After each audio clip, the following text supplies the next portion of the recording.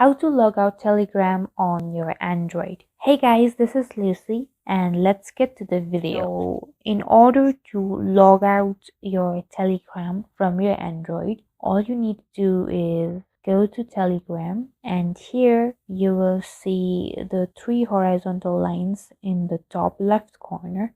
Click on that and you will need to go to settings. It will bring you to this page. So here you need to click on these three little dots in the top right corner and click on logout. So you need to click on logout again. It will ask you if you are sure to log out. Just click on logout again and you've logged out of your Telegram in your phone. And that's it for how to log out Telegram on Android. Thank you guys for watching. Like and subscribe for more videos, and I'll meet you guys in the next video.